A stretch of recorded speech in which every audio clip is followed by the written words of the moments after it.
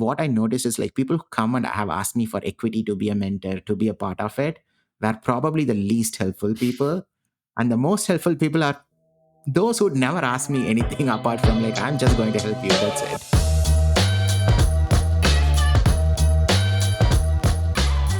What's up, everyone? Thanks for tuning in to another episode of the What Worked podcast. I'm very excited today to have a special guest, Harish Chandramowli from Flaire Software. Harish, thanks for coming on the podcast. Could you kick things off by giving us a quick intro? Yeah. Thanks for having me. I have always been a software engineer, leaving that part of my life out. Last 2 years, what defined me is Flash Software, which we started 2 years back, and it has been like an amazing journey. We help fashion brands automate their operations well and make them more efficient. And over the last 2 years, I guess the next few minutes, I am happy to talk about things that went well, things that did not work, and we can go from there. Yeah, thanks, Harish. Thanks for that background. So you're 2 years into the journey, founded the company 2 years ago. Would you say you're still very much in that startup phase, early stage? Yes, I don't think as a founder you would ever get out of that phase until you, I guess, grow really big. Totally. Yeah, you always feel like you're a startup, right? Yes. That makes sense. I want to just give people a sense of where you guys are. So Flair is an AI powered operating system for the fashion and textiles industry. Tell us more about that. What does that mean? Okay. The AI powered is something that came up, I guess, in the last 6 months where I we really appreciate have the to market honesty. it. Yes. So where and how it came up is the story is that like I worked in this company called MongoDB. It's one of the biggest database platform. And I've always been in and around data. Before that, I was working in Bloomberg. And while working at Mongo, I have seen how data is being consumed by different people. And over like 2.5 years back, I was sitting in this store called ONS in New York, Soho. And I was observing how their back office was operating. And I was sitting in their meetings. One of the things I noticed, like, I'm not a fashion person. I always related fashion to be like the design, dressing up really well, and photo shoot, but never thought about the complexity around operations when it comes to fashion.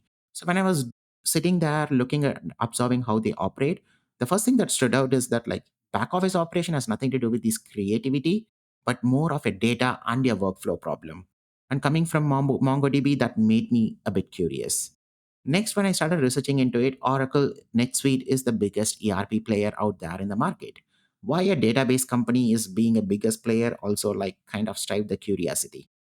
And that's how Flash's journey started.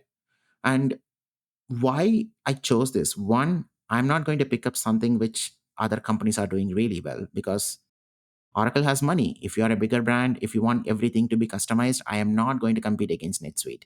When it comes to e-com platform, I notice Shopify is doing a tremendous job. So obviously, I don't want to go and build another e-com platform. But there is a mid-segment market where I realized in the back office operation, everyone was looking, especially in fashion, product in a different way. So ONS is selling t-shirts. So their products are pretty much like colors and size. That's it. And then we have a female athletic wear products who had like cup size, torso length, regular sizes, color, and various different attributes. And that's where if you want to run analysis, run reports, understand your business, make business decisions, you either have to employ an engineer and customize everything, or you don't have an easy way to do it. Coming from a data background, database background, I felt this is where we can bring in innovation where custom attributions, running custom reports become easier. And that's how Flair came. The whole AI powered is basically like you can tell AI my option one is red, or you can tell AI my color is red. The second part makes AI work better because you get more context. And collecting data in a very unstructured way at the beginning kind of helped when AI evolves to use those things and help our customers make better decisions with all the AI automations that's coming up. Yeah, thank you for that background. Super interesting. And yeah, I was looking at your LinkedIn profile, Harish, and I was trying to make the connection. But yeah, it just started by an experience you had, a connection you drew to your background, and then it sounds like you just kind of followed your curiosity. Yes. 2 years into Flair, congratulations. That's an accomplishment in itself. But I know you've experienced a ton more, hit different milestones, hit different challenges. I'd love to dive deeper into the past 2 years, and maybe just as a first question, Harish, I can ask you is like, what are your three takeaways or like lessons learned from your first 2 years, this early chapter in Flaire's history? First, never stop selling. Number two, lean on people around you because being a founder is hard. And number three, embrace the personal growth because there is a lot that comes along the way when you start a company. All right, I'm gonna double click into that. I can see it in your eyes that there's something there to it. But I want to hit on sales. And you mentioned, it's interesting you bring up sales because you are someone that doesn't come from a sales background. You're very much like the co-founder CTO type. At least when someone looks at your profile, I think that's how they connect. You're a technical person. Tell us what you mean by like always be selling. What were the lessons learned there? Maybe some of the battle scars you come away with from the first 2 years. So, one, I come from like a very problem solving mentality. So, as an engineer, when we started, I met with 10 different brands. They all talked about their problem. And I was very excited. I told them how I want to solve this problem. They all signed up as our first customers. And from that point on, I just kind of like, we never built on building the pipeline, getting more people, keep talking to people for an year. For an year, we went heads down, build the product that our customers love, but you are not keep on learning. You are not learning what happens in the industry. Sales is not just about, oh, I am selling my product and I'm getting the money. It's more about, if someone is not buying your product, it helps a product to understand, are we building the right thing, why someone is not willing to buy it. So it acts as both money making machine, also setting the company direction as a startup, where to set your priority, how to set your priority. So when we kind of like did not go through a bigger sales motion after our first cohort of customers, there was a lull. And when we started picking it up again, we realized we kind of missed some of the market signals. So that's kind of like the biggest learning. That's why I kind of mentioned that never stop selling. It sounded like you were doing a lot of the right things, Harish. Like you were speaking to customers and then you started building a product. Can you break that down for anyone who's listening? And me too, I'm just curious, like, what would have you done differently, I guess? Because it sounds like you were kind of doing the things that you hear about in other podcasts you should do. Talk to customers, build what they need. Go down a little bit deeper for us. So when we start the company, especially as someone who just has an idea, say I can bring innovation, everyone who was happy, we signed up and we figured we should build for everyone. That's a very first mistake because the more people you sell, you realize maybe the cohort you are building is not the right people to get you to the first $1 million, first $10 million. Maybe it should be a different cohort. And volume describes how you define your initial customer profile and how your ICP evolves.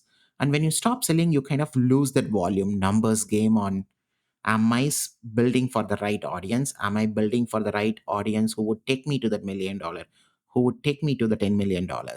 And that's what I meant by like never stop selling, because it's so exciting that I got 100K signed before I wrote a single line of code. And I got 100K live in like a year. It's so nice to say all those numbers. And that's the one that people say, but there are nuances towards each of these feedback.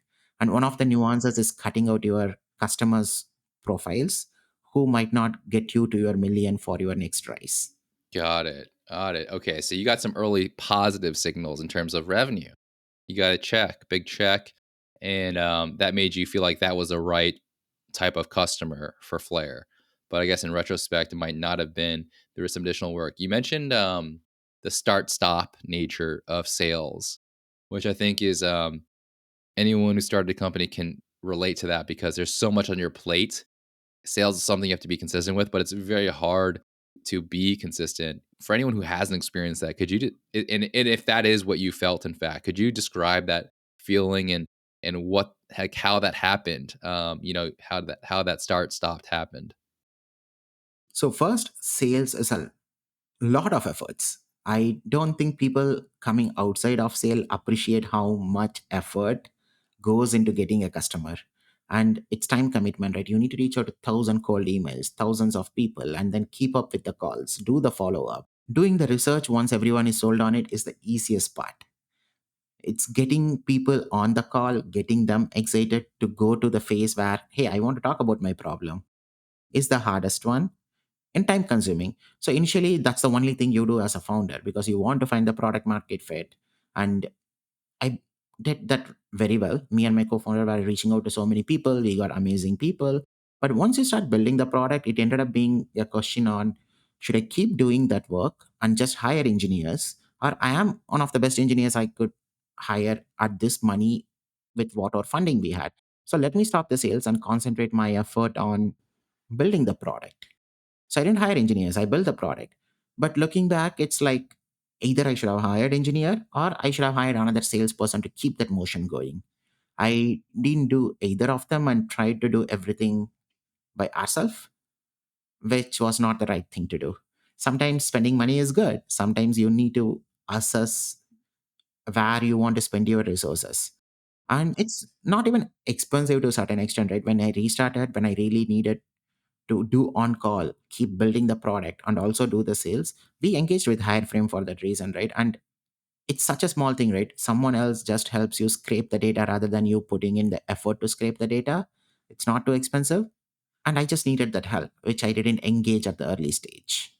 That makes sense and appreciate the shout out. Yeah, it's a lot of work, right? And your time is your most valuable asset, and every minute counts. Early stage, especially. You'd rather spend that time speaking to a customer or a prospective customer, doing discovery.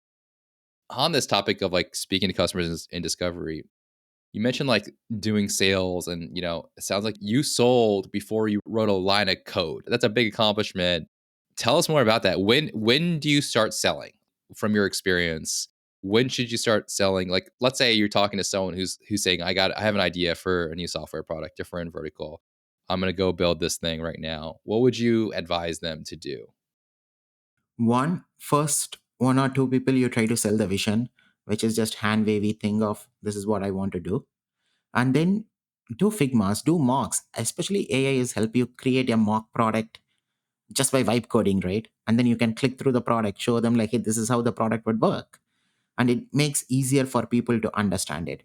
The reason why I was going towards that is like there are two phases for selling. Even now, when I go on a sales call, the first two meetings, I do not show the product. I just let them talk so that I understand their business. This works for me in two ways, right? I am an outsider, like I said, fashion is new. Listening to them helps me understand the problem much better than like, hey, this is my solution, go and use it. And people also like that, like, okay, someone is actually listening to me, so they would recommend the right thing.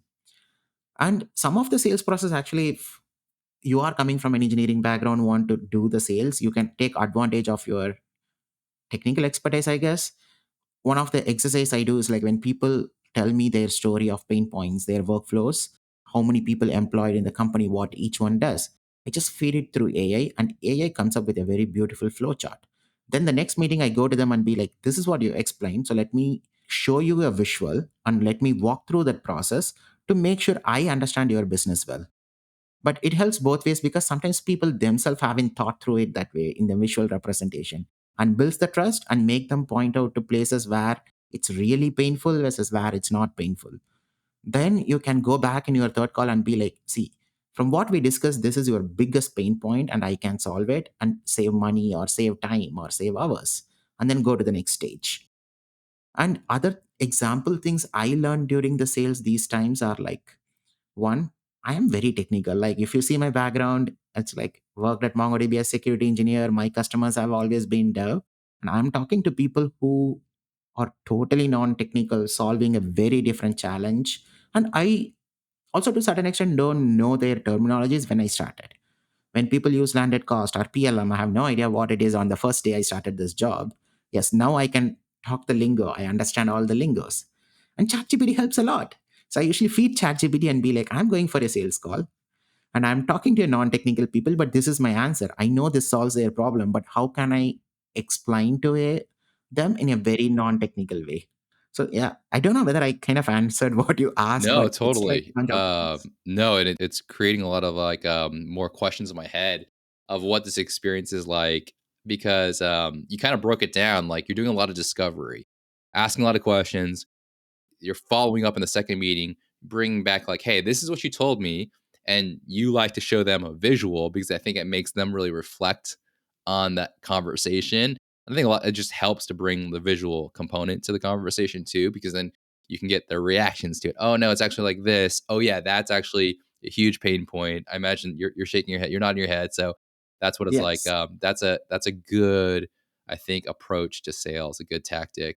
But I'm curious, like, so you're having a lot of these conversations, right? They're all going, I don't know, there's probably different feedback you're getting, different pain points, different challenges. In the third meeting, what's the call to action there? What are you trying to do? Meeting one, meeting two, it sounds like a discovery.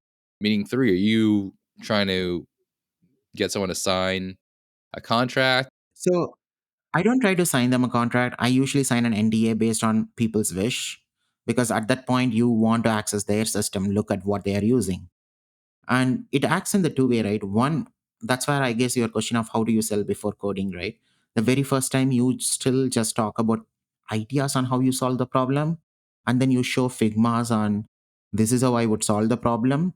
And then you ask for a commitment at the beginning stages that, like, hey, if I solve this problem in the next 6 months, I want you to commit that you will onboard in the platform. So the contract kind of like negotiation is not a true contract, Yeah, but an intent to onboard got at it. the beginning stages. Love that. No, that's really good details. Yeah, evolves as you build the product, because now you can onboard someone in next week and not like they have to wait for 8 months, right? Yeah, One of our customers, first customer, waited for like 8 months before they got access to even the first feature we built. yeah, So it's more like intent rather than doing. So that's a easy conversation. yeah. These days, what I do is like just get an NDA and say I will set up a demo environment that exactly solves your problem. Let's work it out from there. And Cool. usually signature call, I'm very bad at asking for money coming from a non-sales background. Uh, but usually that like naturally happens. People are like, okay, now I'm excited to use the product. Let's talk money. Yeah. Yeah, the product will speak for itself at that point. In an ideal scenario, you are like any founder that's selling something that's not yet to be built. You're talking if you're doing a good job, you're talking to as many prospective customers as possible, collecting as much feedback, doing as much discovery. But then could you explain how you decide what to build ultimately? Because you can't build, like you said, you can't build everything for everyone. So then how do you decide how broad to go, how deep to go into certain things, what to cut out, what to leave out, at least in V1? How do you make that decision? One of the mistakes I did is definitely build not defining that feature exactly right. For example, from business perspective, I would say we support inventory management. We will act as IMS. But what IMS specifically meant for a Shopify customer, customers who are using Shopify for their e-commerce versus customers who are not there, they're very different build. So that's where I think as an engineer, your prime position is to both analyze market pain point from non-technical workflow perspective, as well as bring in the technical aspect on which we can build that's smaller but solves most of the problem. There is no right or wrong way. I guess every founder I have spoken to till now would be like, hey, this is what I thought I wanted to build, but I had to pivot. It's intuition. At this point, this is what feels right to me. Hmm. Let me trust my intuition and build it. Yeah. And then it changes. And to your question on exactly what to build, to whom to build, it's another thing that has evolved in the last 2 years as I went through the journey, as AI evolved.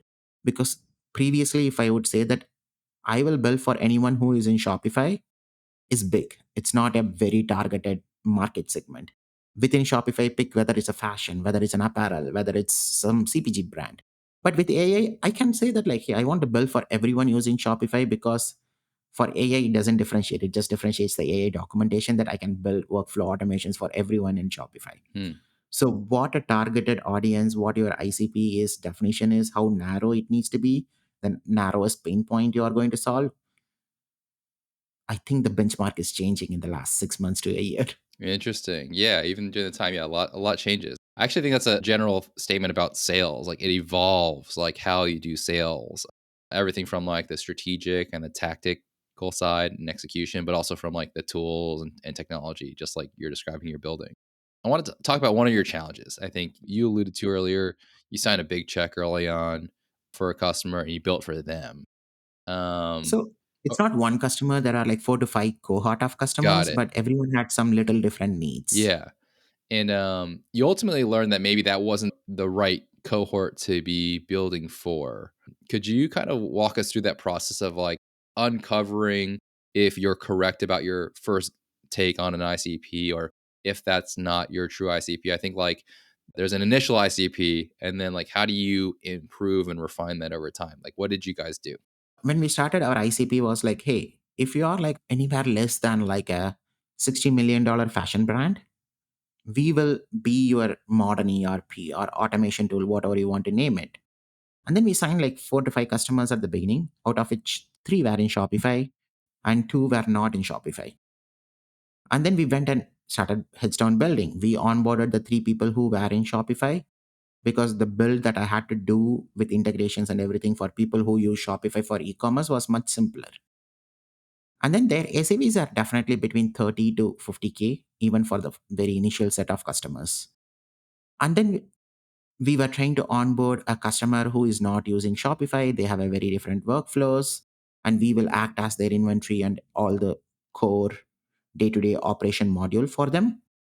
And that build was larger. I took a year to build, but the ACVs were $5,000, and more customers like them when we started selling were also willing to pay only $5,000. So you are building a lot, you need to maintain a lot, but the ACVs doesn't exist. But for the first 2 customers whom I onboarded a year back, it was so simple, a larger ACVs, and I am able to find more customers in that segment. And whatever I built for the last 1 year is probably not the right thing to build to get me to the million, because it's a smaller ACV check.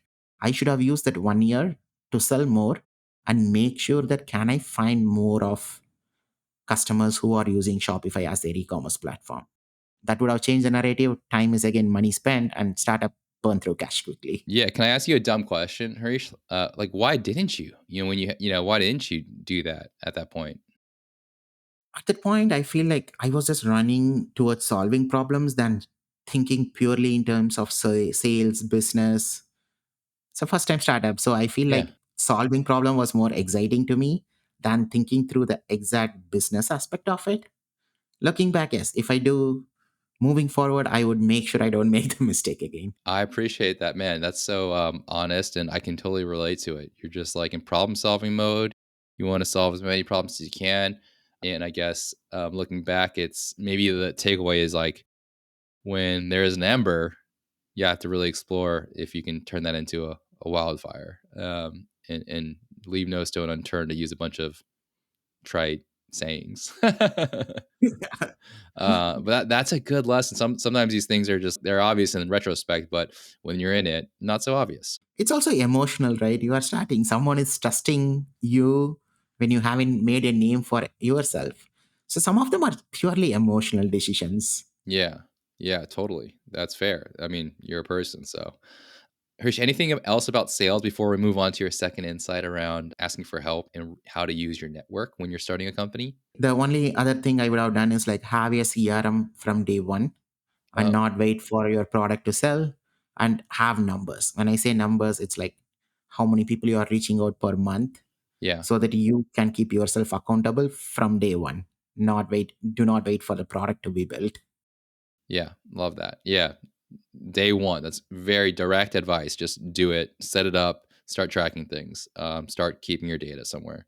Very important. That's really good advice.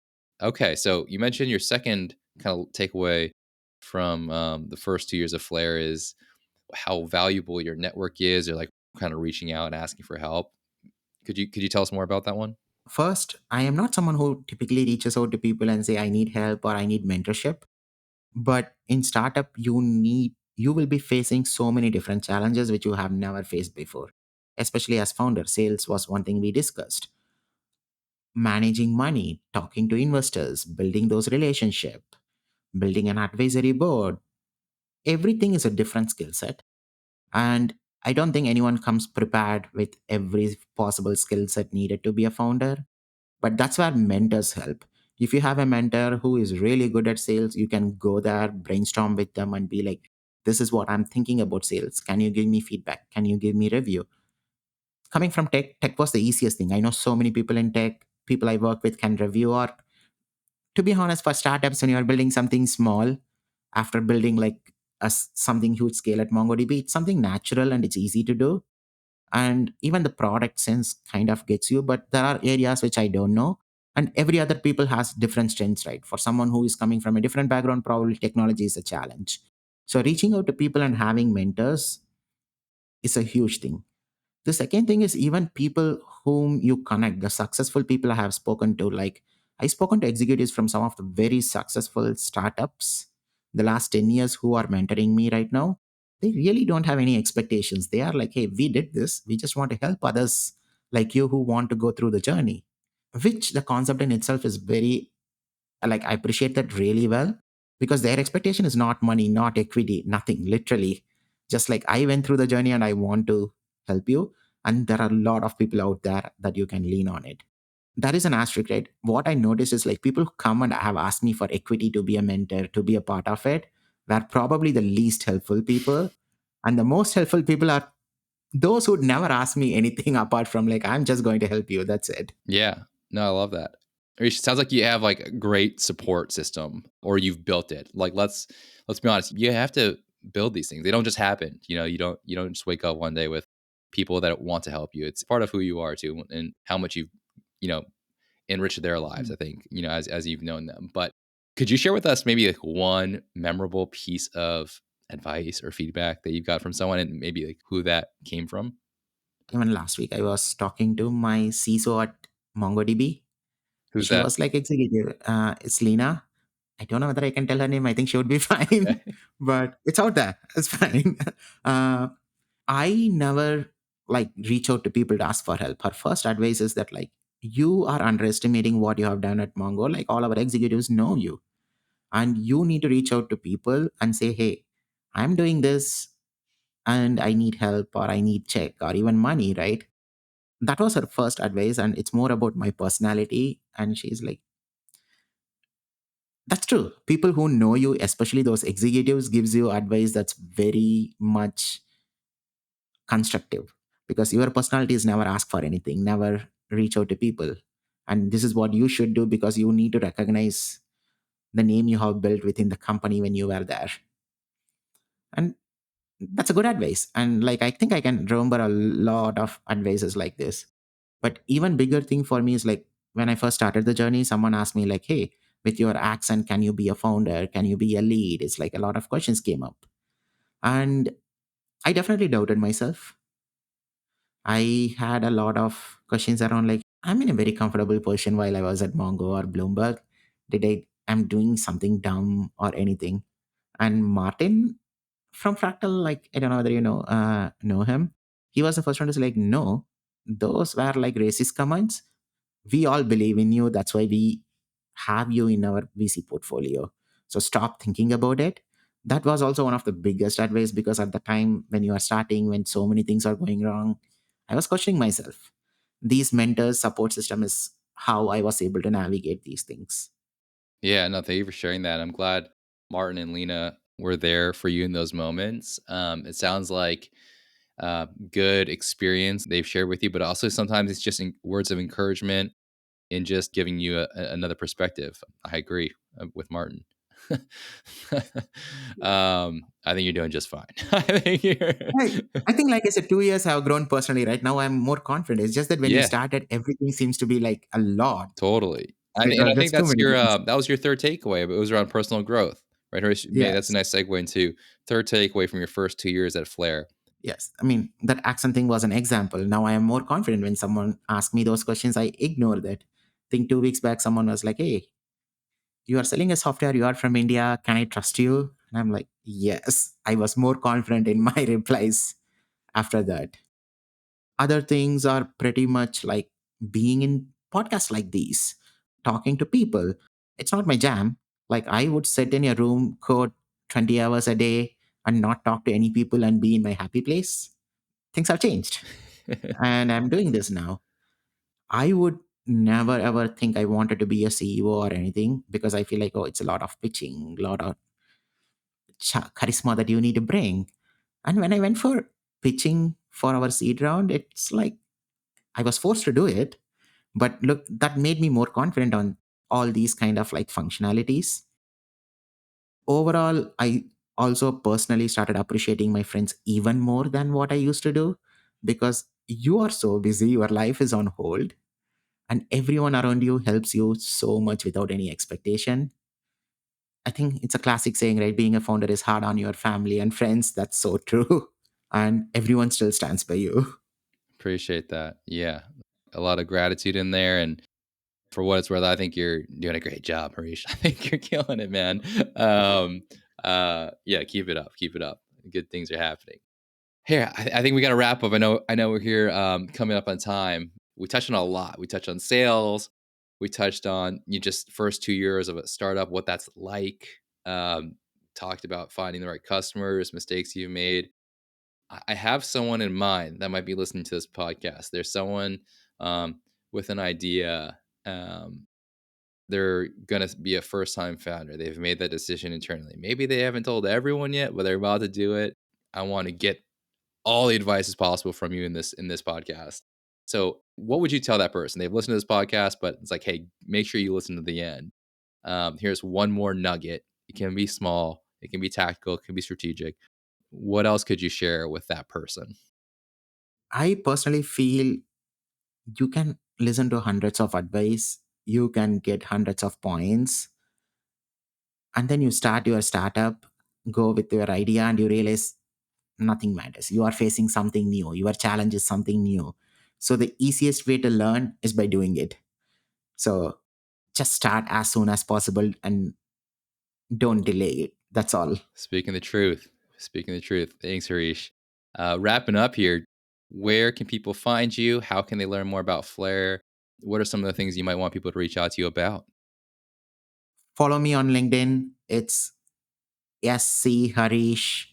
And I'm usually active in LinkedIn. I post everything about Flair, whether we are in conference, what we are doing, and any other updates that comes along.